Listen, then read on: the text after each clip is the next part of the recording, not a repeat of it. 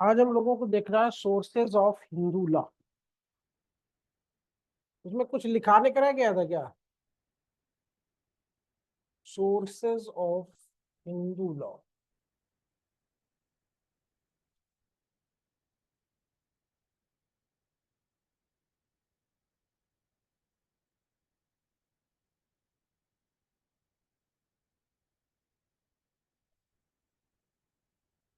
हम्म,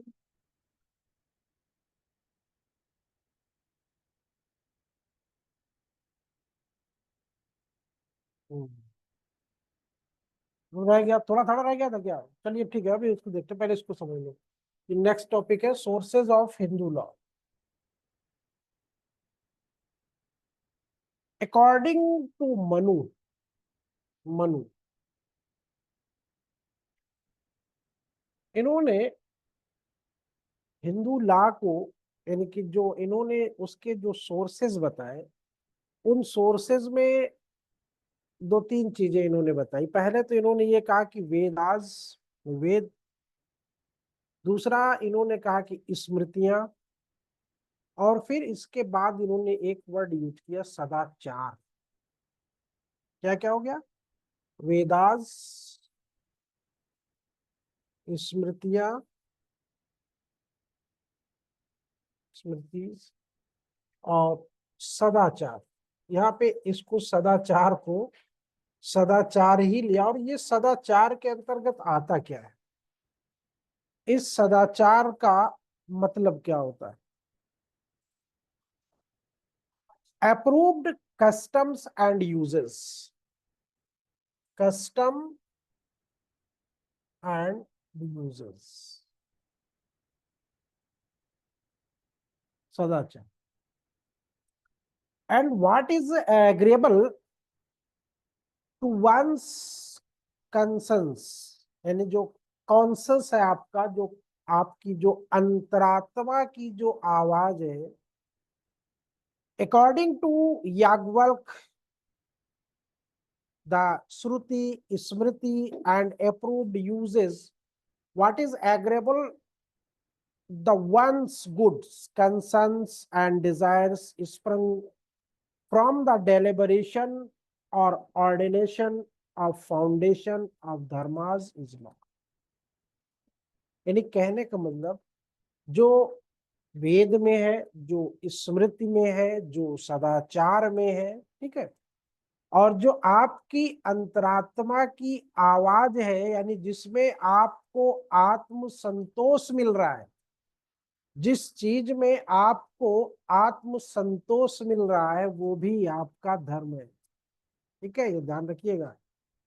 तो यहाँ पे ये इसका धर्म क्या है, अगर आप से कोई पूछे कि व्हाट इज धर्म, व्हाट इज धर्म, धर्म क्या है, तो अब मनु ने चार कैटेगरीज में बांटा। बाकी याज्ञवल्क्य ने भी उसको एक दो बातें अपनी जोड़ के उसको आगे बढ़ाई। तो बेसिकली सदाचार, वेद, स्मृति, ठीक है। अब सदाचार में आपका यूजेस एंड कस्टम, ठीक, क्लियर है? तो धर्म ये होता है। अब उसके बाद इसके main sources of Hindus law, इसका जो मुख्य सोर्स है, मेन सोर्सेज क्या है इसके?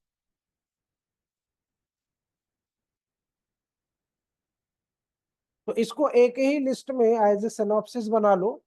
उसके बाद इसको डिफाइन कर लेंगे। जैसे श्रुतियां, मैंने श्रुतिज, श्रुति, श्रुति। फिर उसके बाद Smriti, Shruti, Smriti, commentaries and digest, judicial decision, legislation, justice, equity and good conscience, justice, equity and good conscience and customs, and customs.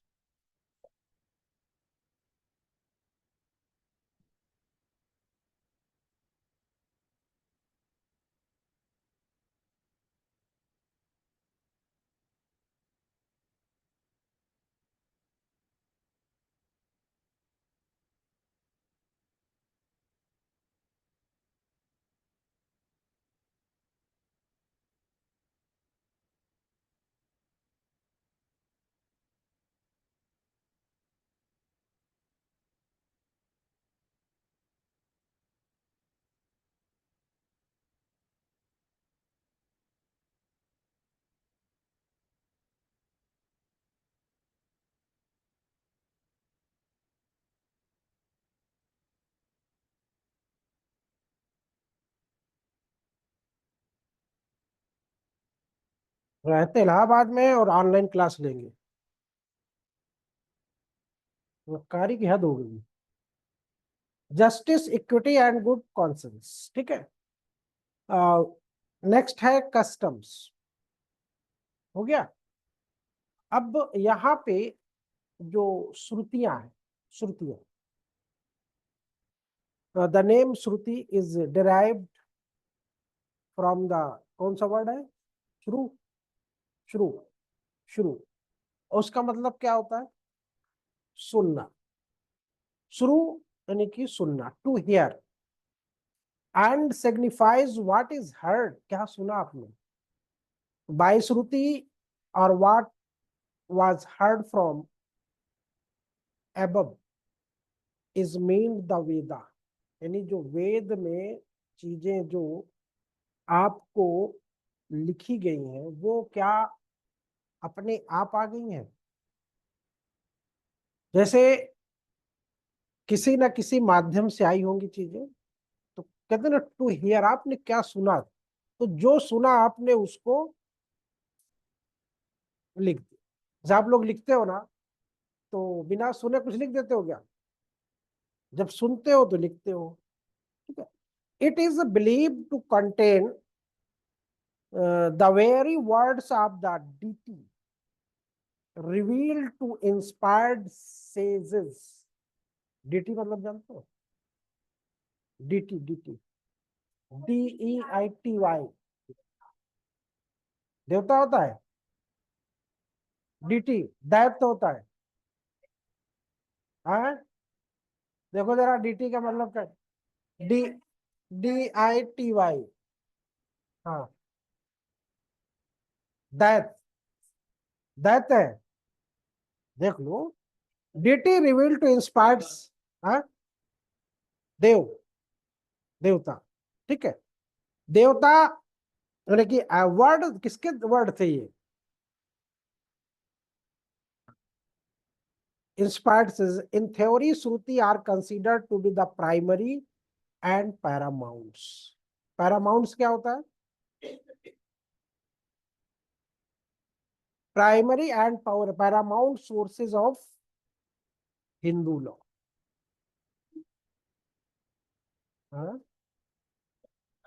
पैरामाउंट्स सर्वोच्च किस्म का, पैरामाउंट्स टॉप क्लास का जिसको, है ना। This is of supreme authority,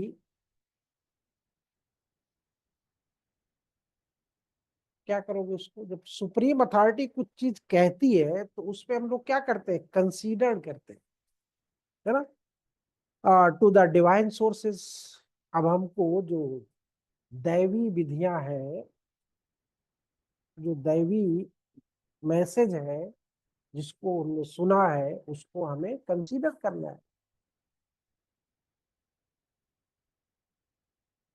but is the practically is not legal significance, in as much as it does not contain the statement of law as such. The Shruti consists of the four Vedas.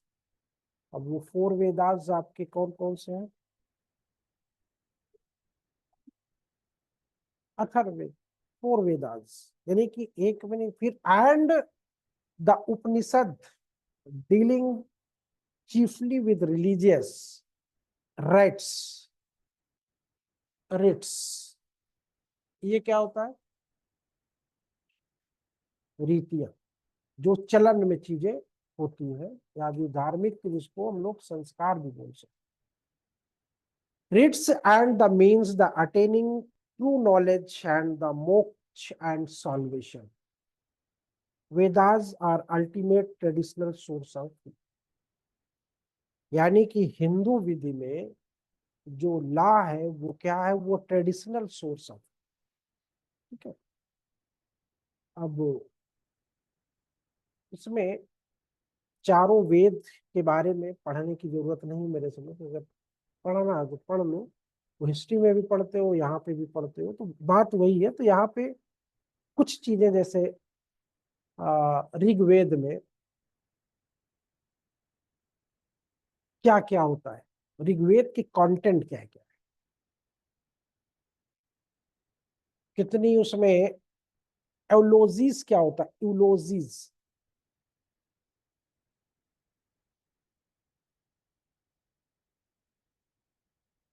एउलोगिस, स्तुति, उसको बोलते हैं ना स्तुति।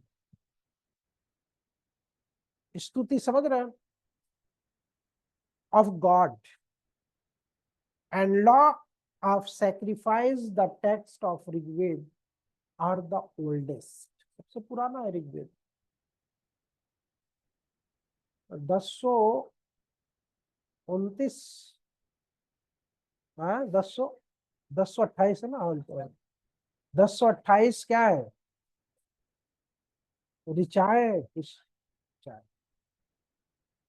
The text of Yajurved are most frequently associates with rituals, Indo with magic properties. Magic properties. Magic, हाँ, जादुई वाला। The Samved consists of prayer composed in mantra intent is to change at sacrifice, यानी कि यहाँ पे सामवेद में जो संगीत के माध्यम से हम अपनी मंत्रों को या अपनी प्रस्तुति को गॉड के समक्ष प्रस्तुत करते। फिर उसके बाद आता है आपका अथर्ववेद। इसमें पूरा पूरा मैजिक चार्म है, जो तावीज वगैरह है इसी में पक्का। अथर्ववेद। फिर इसके बाद आपका आता है वेदांश। वेदांश क्या होता है? वेदांग का मतलब होता है जो वेदों का अंग है, और इसको वेदांत भी बोलते हैं, यानी जिसको पढ़ने के बाद आपको वेदों का अंत हो जाता है। तो अपेंडिक्स या appendix of the Vedas. Appendix मतलब समझ रहे हो ना? वेदांश।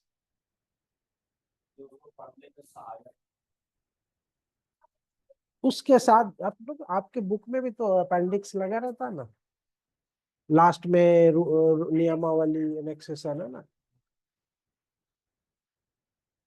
तो Upanishad appendix to the Vedas came into existence in the post of Vedic period. These are six in number. Six in number. Vedang.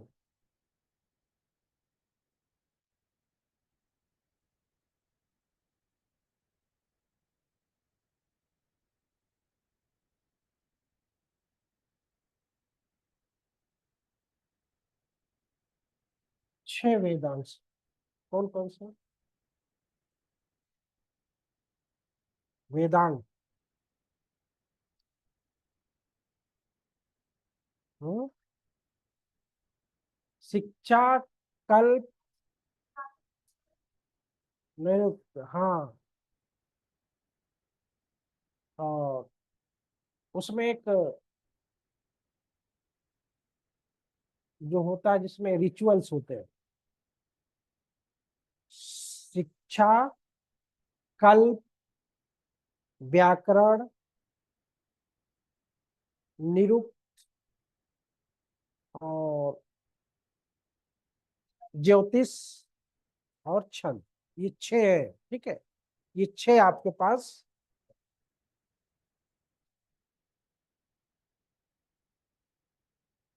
ये भी है, ये किसको भी।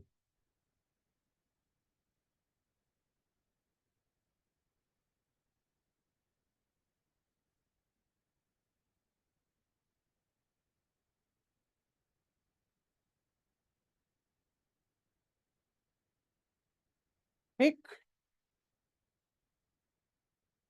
क्या कह रहे?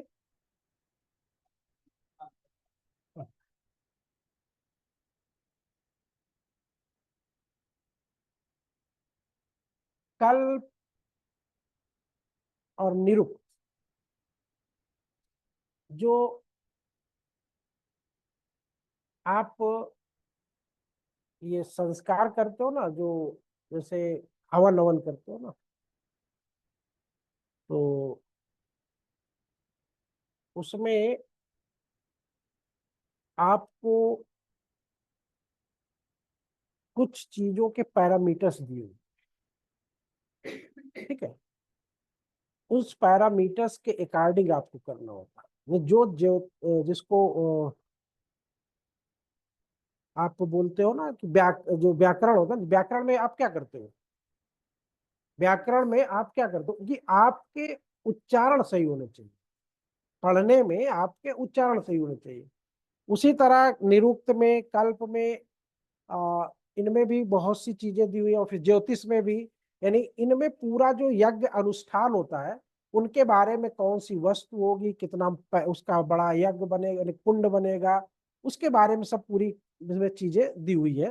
तो उन्हीं को बेसिकली डिटेल में पढ़ना है आपको। यहाँ पे हिस्ट्री तो है नहीं, हिस्ट्री में सब दिया हुआ ही है आपका, ठीक है, कितना क्या है, कैसे है, सब इसमें पूरा दिया रहता है। तो यहाँ पे लॉ है कि आपके लॉ में इन सब चीजों का भी प्रयोग होता है।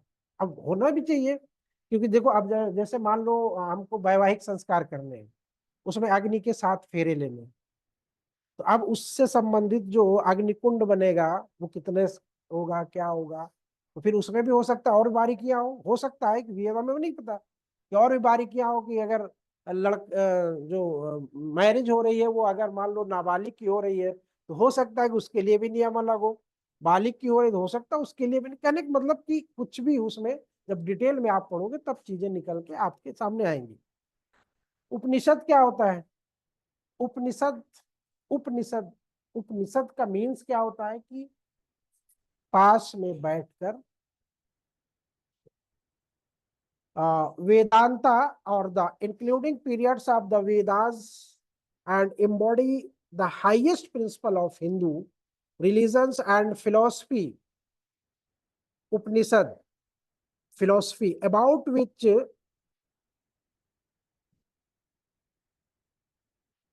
शोपेनहावर, शोपेनहावर का नाम सुना ना, शोपेनहावर, इन्होंने एक बात कही थी, और एक कोटेशन है ये प्री में आपके बिहार में, प्री में बिहार में, या मुख्य परीक्षा में सिर्फ कोटेशन के माध्यम से भी आपसे सवाल पूछे जाते हैं।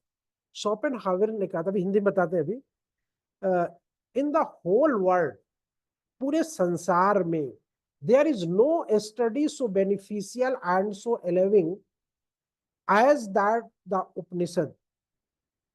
It has been the solace of my life. It will be the solace of my death. यानी कि इसका अध्ययन मेरे जीवन का एक बहुत सुखद पहलू था, और इसका अध्ययन मेरे मृत्यु का भी एक सुखद पहलू, ये उसने कहा, ठीक है। ये किसके? उपनिषद के अध्ययन। अभी लिखाते हैं अभी, ठीक। Religious and morality, there was an mixture of आपका जो रिलीजियस एंड जो मोरालिटी है in the Shruti, from the standpoint of positive law.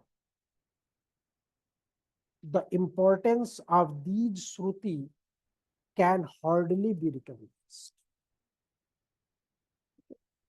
यानी कि कहने का मतलब ये है कि आपके जो वेदास हैं, जो श्रुतियां हैं, जो आपके उपनिषद हैं, ये सब अल्टीमेटली आपके हिंदू लॉ के ऐसे सोर्सेज हैं जिसको बोल सकते हो कि ये अकाट्य है, मतलब इनको काटा नहीं जा सकता, ठीक है, और बेसिक है, क्योंकि इसी के बाद आगे चीजें बढ़ती हैं।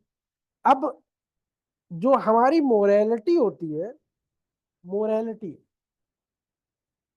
जो मोरल वैल्यू होता है, वो भी डिपेंड करता है आपके धर्म पे, आपके रिलीजन। बात समझ रहे हैं? तो अब हर धर्म का जो मोरल वैल्यूज होता है, क्या वो डिफरेंट होता है क्या? मोरल वैल्यूज जो होता है, क्या हर रिलीजन का डिफरेंट होता है क्या? सबका मोरल वैल्यूज एक होता है। और वो मोरल वैल्यूज क्या होता है? हमें किसी की वस्तु को नहीं छीनना है, छीनना है, किसी के राइट्स को हमें नहीं लेना है। बात समझ रहे हैं ना? किसी की जो ख्याति है उसको हमें धूमिल नहीं करना है। किसी की कोई बात जो पर्सनल बातें हैं उनको, ये प्राइवेसी को बहुत इंपॉर्टेंस दिया जाता है ना। कहाँ से आया प्राइवेसी? प्राइवेसी क्या कॉन्स्टिट्यूशन में ही आया? इसके पहले नहीं था? पहले भी था। लोग एक दूसरे की इज्जत को क्या करते थे? ढकने के लिए उसकी बातों को सार्वजनिक नहीं करते थे। आज क्या हो रहा है? तो रिलीजियस पॉइंट ऑफ व्यू से आज मोरल वैल्यूज हमारे क्या हो रहे हैं? डाउन हो गए। अब उस मोरल वैल्यूज के डाउन होने के कारण हमारा धर्म भी हाशिए पे आ गया। कैसे आ गया हाशिए पे? हाशिए पे इस तरह आ गया कि जितनी भी चीजें आप आज देख रहे हो वहां पे फ्रीडम के नाम पे, स्वतंत्रता के नाम पे, या यूं कह लो फंडामेंटल राइट के नाम पे आपको धर्म से सेपरेट कर दिया जाए। क्योंकि कोई भी मोरल वैल्यू जो होता है वो कहीं ना कहीं किसी ना किसी उससे बंधा होगा। क्योंकि आपकी फ्रीडम भी, आपका जो फंडामेंटल राइट भी है वो भी कहीं ना कहीं से बंधा हुआ है। लेकिन कहते नहीं, अगर आप दो लोग मेच्योर हो तो आप स्वतंत्र हो अपने डिसीजन लेने के लिए, अपने फैसले लेने के लिए। अब वो फैसले में आप धर्म का इनपुट रखते हो या नहीं रखते हो, ये डिपेंड करता है आप पे। अब जब ये इतनी स्वच्छंदता आपको मिल गई है कि वो डिपेंड करता है आप पर, तो कौन व्यक्ति बंधन में रहना पसंद करेगा? कोई बंधन में रहना पसंद करेगा? कोई भी व्यक्ति बताइए। नहीं रहना पसंद करे। जब नहीं रहना पसंद करेगा तो वो क्या होगा? स्वच्छंद होगा। और जब वो स्वच्छंद होगा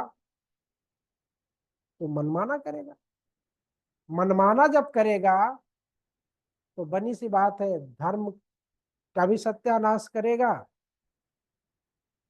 समाज का भी सत्यानाश करेगा, संविधान का भी सत्यानाश करेगा। उदाहरण आपके सामने है। फादर मना कर रहे हैं, या माता मना कर रही है, या पिताजी मना, पूरी फैमिली मना कर रही है, बेटा वहां पे शादी नहीं करना तुमको।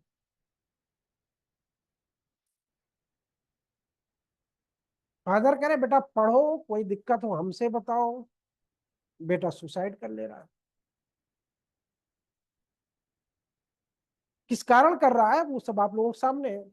कई कारण हो सकते हैं। लेकिन जब बाप ने ऐसी बातें बोल दी उनके कि बेटा पढ़ाई करो, होगा होगा, नहीं होगा देखा जाएगा, टेंशन मत लेना, उसके बाद भी आप सुसाइड कर ले रहे हो, तो कोई वहां पे उस धर्म तो नहीं आया ना। लेकिन धर्म कहता है कि जो आप अननेचुरल डेथ होती है, सब सभी धर्मों में है। क्या होता है जो अननेचुरल डेथ होती है उसके बारे में क्या कहा जाता है? आत्मा भटकी, भटकेगी और दूसरों पे सवार होगी, भूत बनेगा। तो धर्म में तो रिस्ट्रिक्शन दिया ना। धर्म में उस चीज को रिस्ट्रिक्ट किया कि नहीं किया? लेकिन आज हम उसको अपनी आजादी समझ के कि हाँ हम वहां चाह रहे हैं, वहां पिताजी नहीं कर रहे हैं, मर जाएंगे। बात समझ रहे नहीं समझ रहे? माता पिता वहां राजी नहीं है तो सुसाइड कर ले रहे हैं। तो ये चीजें आपको बहुत सी स्वतंत्रता, स्वच्छंदता, धर्म और मोरालिटी, है ना, ये सब एक दूसरे से जुड़े हुए। और हर धर्म में, हर उसमें, किसी भी उसमें देख लीजिए आप,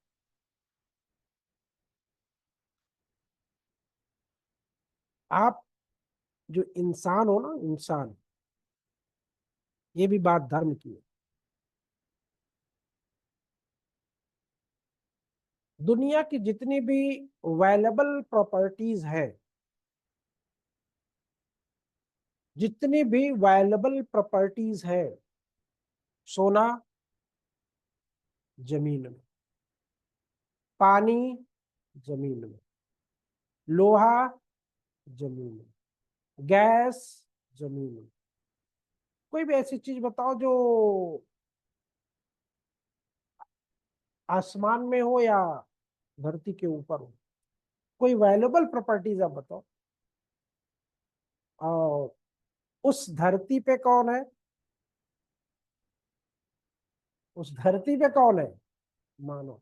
यानी कहने के मतलब दुनिया की जितनी भी वैल्यूएबल प्रॉपर्टीज है, सब आपके पैरों के, सब आपके पैरों के नीचे है। तो महान कौन हुआ? सोना, कोयला, लोहा, पानी, इंसान वैल्यूएबल। आपके पैरों के नीचे है सब। और फिर जो स्वर्ग होता है वो भी माँ के पैरों के नीचे होता है ना, ये भी कहा जाता है। नहीं होता? पिता के पैरों के नीचे कुछ नहीं होता। ठीक, माता के पैरों के नीचे। उसका भी रीजन है, ऐसा नहीं कहा गया। तो चलिए, स्मृति क्या होती है? Unlike the Shruti, unlike the Shruti, the Smritis means what are remembered. आपकी स्मृति में कुछ है, व्हाट वाज रिमेम्बर्ड, जो बचा हुआ है, and is of human origin and is believe to be the recollection of rishis handed down to us। ऋषियों ने सुना, जंगल में, उपनिषद का जितना भी प्रवचन हुआ तो जंगल में हुआ। आरण्यक भी एक होता है, आरण्यक। तो जो उन्होंने सुना और उस चीज को जो आप तक पहुंचाया, हैंडेड ओवर अस, ठीक है, हैंडेड डाउन टू अस, जो कलेक्शन उनके पास आया वो सब आपको दे दिया उन्होंने। किसके माध्यम से? स्मृति के। Constituting the principal sources of Hindu law, even these are held by orthodox Hindus। Orthodox समझ रहे हैं ना? ऑर्थोडॉक्स, ऑर्थोडॉक्स, इसको, ऑर्थोडॉक्स को, और अंधविश्वास नहीं इसको कहेंगे, रूढ़िवादी जिसको कहते हैं।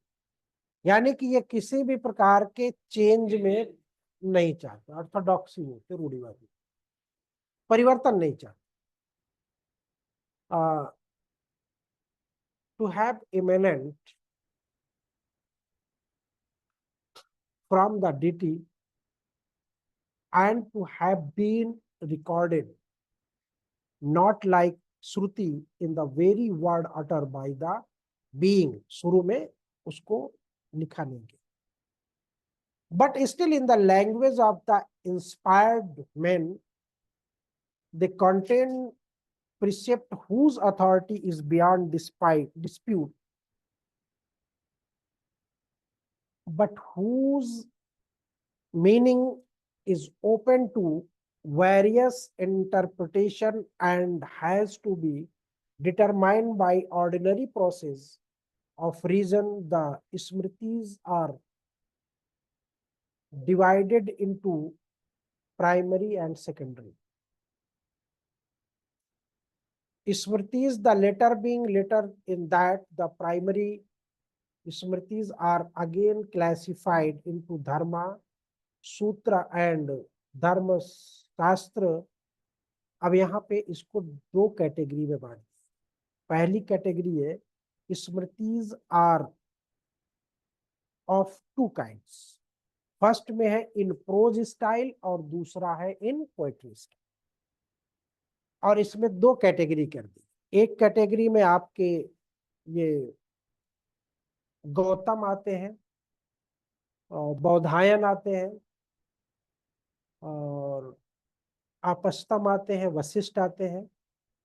और दूसरे कैटेगरी में मनु आते हैं, याज्ञवल्क्य आते हैं, बृहस्पति आते हैं और नारद आते हैं। ठीक है, तो ये दो कैटेगरी में बटा, दोनों कैटेगरियों के अलग अलग डिफरेंट। तो जो प्रोज स्टाइल में लिखा गया था वो धर्म सूत्रा था। Those in write are prose called Dharma Sutra, and the interior to those in verse, the principal author thereof Gautam, Baudhayana, Vashishtha, Vishnu. ठीक है, हरिते, ये धर्म सूत्र है। फिर those are verse are called the Dharma Shastra, धर्म सूत्राज एंड धर्म शास्त्र दो है ना। तो धर्म शास्त्र जो है ये मनु ने लिखा था, याज्ञवल्क्य ने और नारद ने और विष्णु।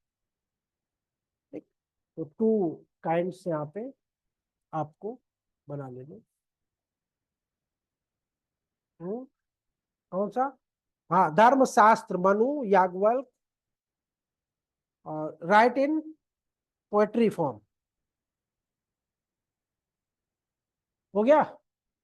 दूसरा जो पहला था धर्म सूत्र, ये इन प्रोस फॉर्म। इसको किसने लिखा था? Gautam, Baudhayana, Apastamba.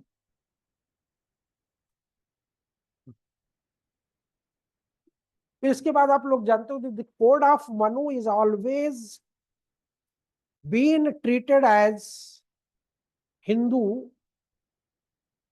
Sex and commentators as a being of paramount authority।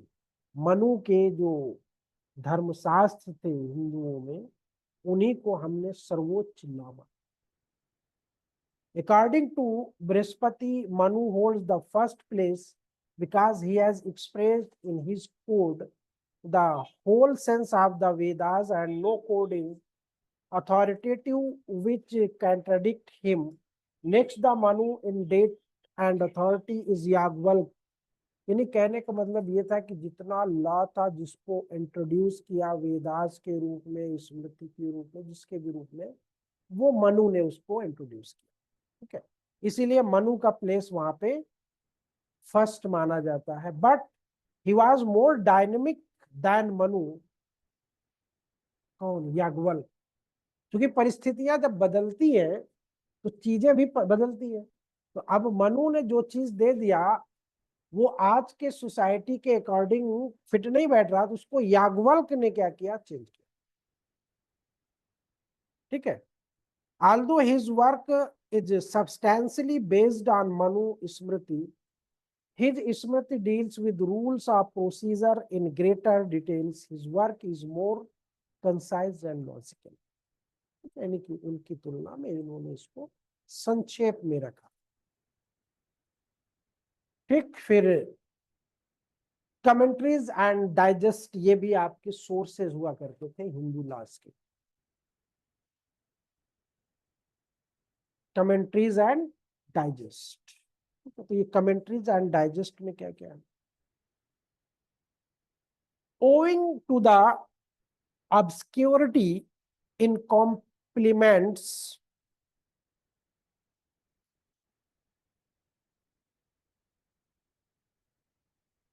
and not infrequent conflict in the rules of the Smritis and desirability of interpretation of the injunction of Smriti in a manner as so suit prevent custom and use in different part of the countries।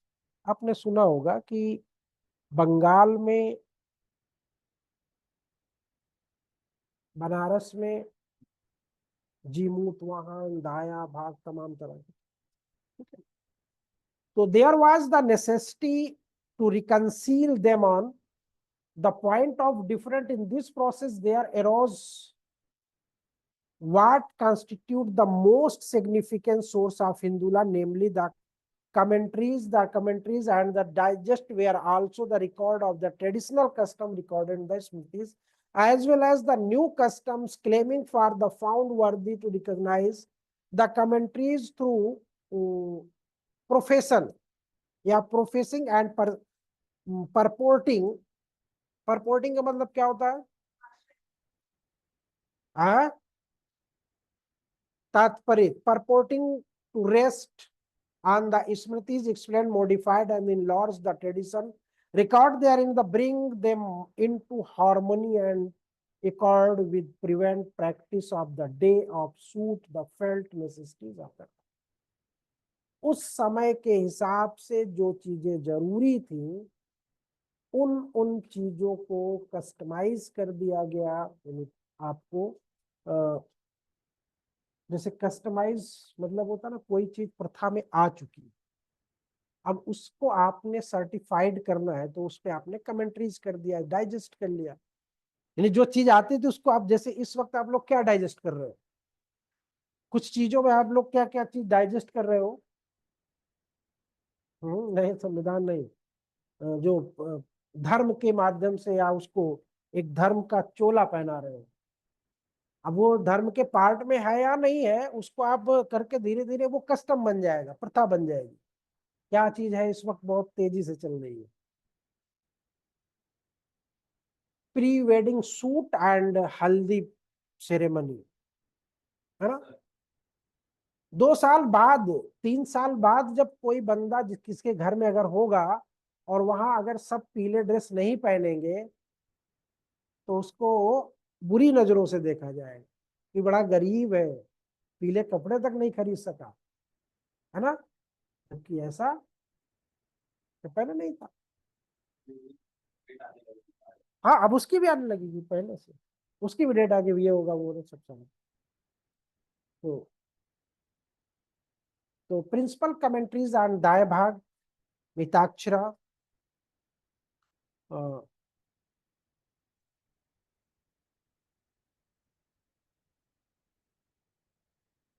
स्मृति चंद्रिका,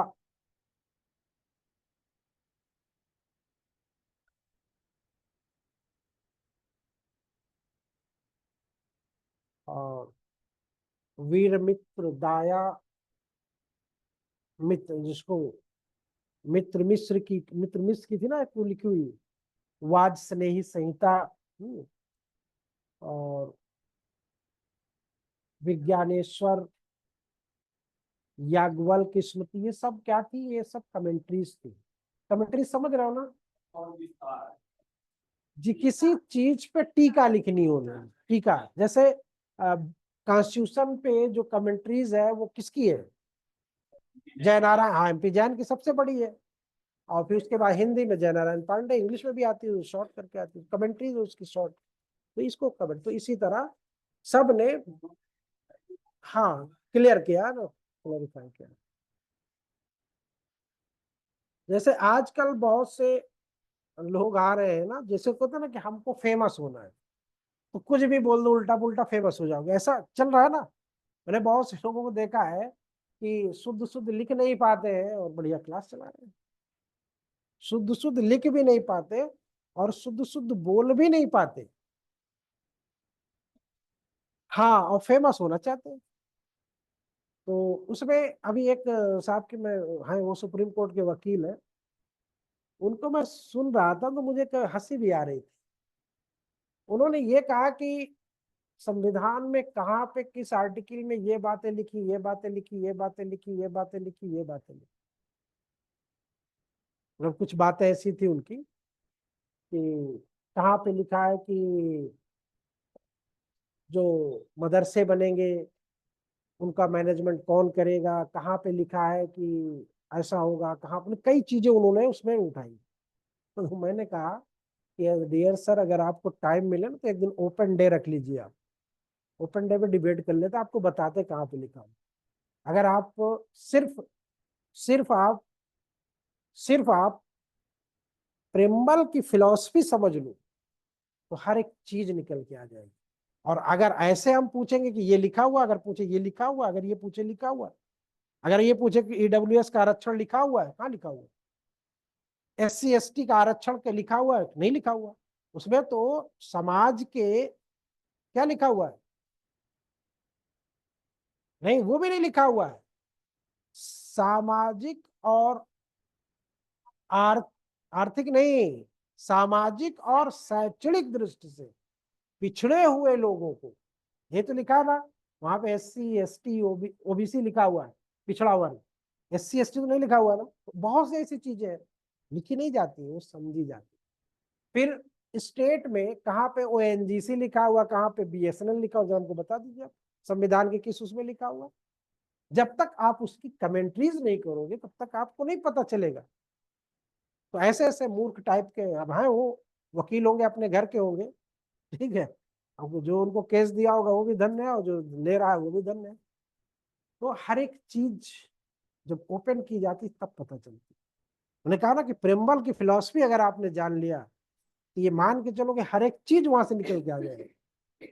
जो 84 word है ना, बहुत खतरनाक है। हर एक चीज को present करके लाके, ठीक। तो ये कमेंट्रीज, प्रिंसिपल कमेंट्रीज, दाएं भाग, जीमूत वाले सब है ना, इसका भी लिखाना है सबको। अब इसके बाद जुडिशियल डिसीजन। अब ये नए उसमें आ जाते हैं, यानी ये हाँ मॉडर्न। तो अभी एंशियंट सोर्सेस तक आप रखो।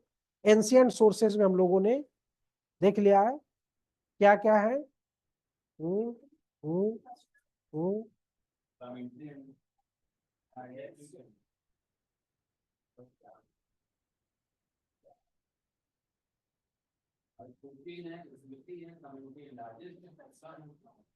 कस्टम्स पता है लिए।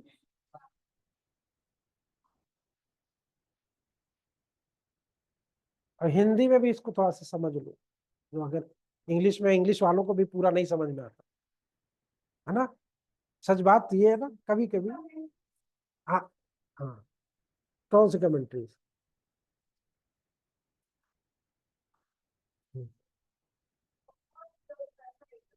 उसमें है देखो, सब पे टीका लिखी गई है। याज्ञवल्क्य की स्मृति लिखी गई, जीमूत वाहन पे लिखी गई है ना। और आपके मनु के मनु स्मृति लिखी गई, तो सब पे लिखी गई, जितनी भी वो थी सब पे लिखी गई। मनु के अनुसार धर्म के 4 रूप क्या है? धर्म के 4 रूप या सोर्स है। पहला कौन सा है? वेद, स्मृतियां, सदाचार, अब इस और है मान्य प्रथाएं, रीतियां, यानी सज्जनों का आचरण। हाँ, या उसको देखो, इसमें इन्होंने वेद, स्मृति, सदाचार और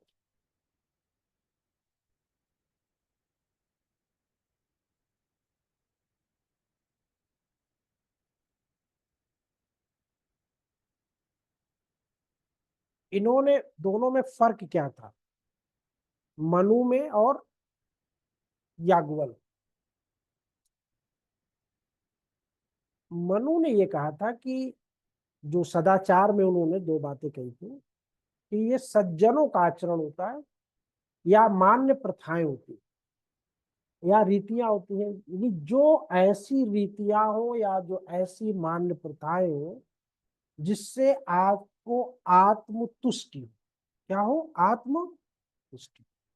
याज्ञवल्क्य ने भी कहा कि वेद भी है, स्मृति भी है, सदाचार भी है, जो अपने को प्रिय लगे, और इच्छाएं जो उचित विचार विमर्श से उत्पन्न। यहाँ पे इन्होंने उसको और एलेबोरेट कर दिया। एलेबोरेट कैसे किया? यानी कहा कि जो आप, जिसे होता ना कि जो चीज आपको बुरी लगती है, जरूरी नहीं है कि वो अगले को भी बुरी लगे। जो आपको अच्छी लगती है, जरूरी नहीं है कि वो अगले को भी अच्छी लगे। तो इन्होंने कहा कि जो अपने को प्रिय लगे, तो अब यहीं से पूरा कट ऑफ हो जाता है। जो अपने को प्रिय लगे। आप इसमें से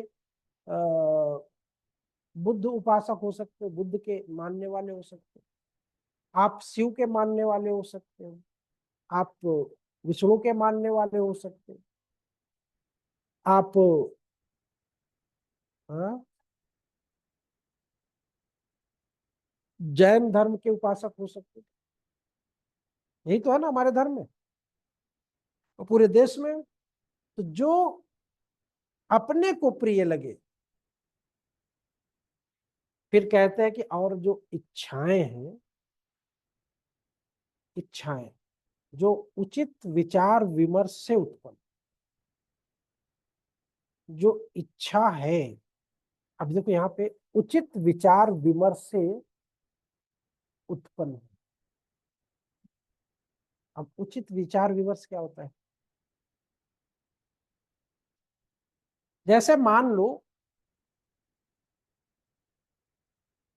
कोई नया डिश आया बाजार में, मोमोज, है ना, मोमोज, और क्या आता है, और भी कुछ, चाउमीन, बर्गर, है ना। मैं एक बात बोल रहा हूँ ना कि यहाँ से आपको समझ लो, नई कोई डिश आई, अब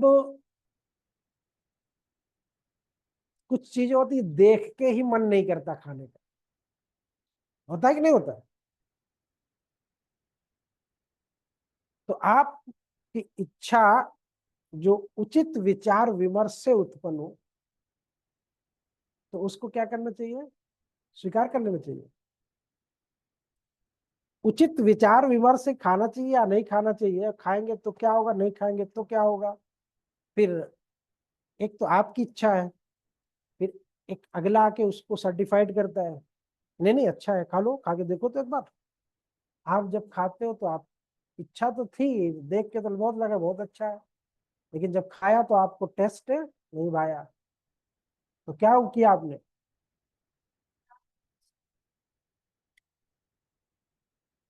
तो इसी तरह किसी चीज को हम एक्सेप्ट कर रहे हैं, तो उसको उचित विचार विमर्श के साथ करें। जैसे आप छोटी सी कोई चीज भी खरीदने जाते हो तो क्या करते हो? देखते हो ना कहीं क्रैक तो नहीं है, कहीं फटा तो नहीं है, किताब किताब खरीदने जाते हो, देखते हो कि नहीं देखते? तो फिर उसके पहले, लेने के पहले उचित विचार विमर्श करते हो कि सर कौन सी किताब ले इसमें, करते हो कि नहीं करते हो? ये तो धर्म का मामला है। धर्म स्वीकार करने जा रहे हैं या धर्म को मानने जा रहे हैं? तो कहते हैं, ठोक बजा के देखो ना कि कौन सा सही है कौन सा नहीं सही है, फिर आपको जो अच्छा लगे करो। तो इसीलिए आर्टिकल 25 से 28 के प्रोविजन भी रखे, यानी हमको किसी भी बंदे को मजबूर नहीं करना है, बाध्य नहीं करना।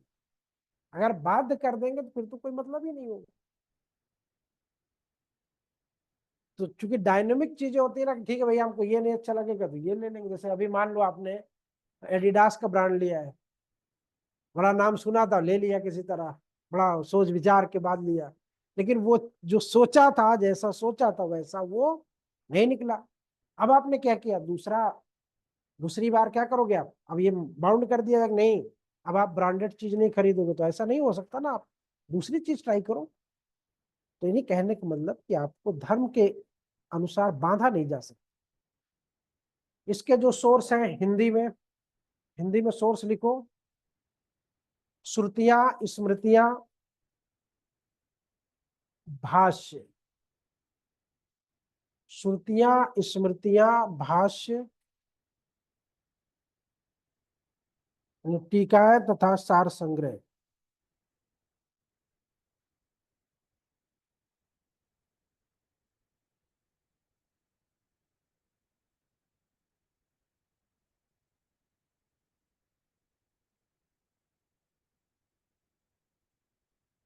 श्रुतियां स्मृतियां भाष्य टीकाएं तथा सार संग्रह हो गया। भाष्य टीकाएं उसी को, भाष्य उसी को,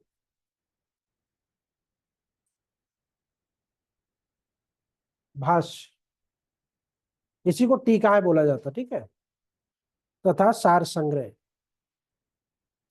नेक्स्ट है न्यायिक निर्णय, विधायन, न्यायिक निर्णय, फिर विधायन, फिर न्याय, साम्य व सद्विवेक। फिर नेक्स्ट है प्रथाएं।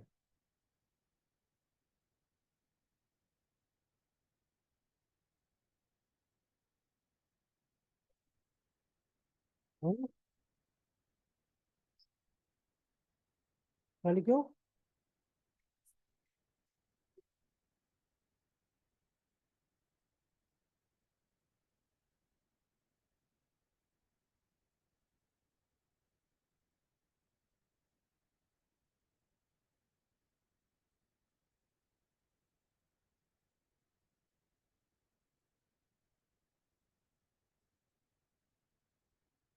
हो गया। न्यायिक निर्णय, विधायन, न्याय, साम्य एवं सद्विवेक, प्रथाएं। चलिए इस पे सवाल लिखिए जरा, क्वेश्चन लिखिए, क्योंकि आज समझने वालों की संख्या कम है। सब गायब है, सब ऑनलाइन आए थे, सबको आज रिमूव कर दिया। ठीक किया ना? हाँ।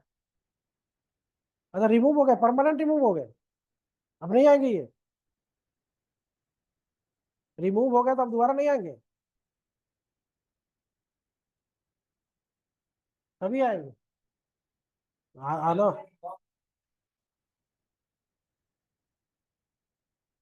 हाँ, नहीं आज मैंने रिपोर्ट भेज दिया है, उस दिन रिपोर्ट नहीं भेजा था, उस दिन कैंसिल कर दिया। अब नहीं आएंगे दोबारा। ठीक किया।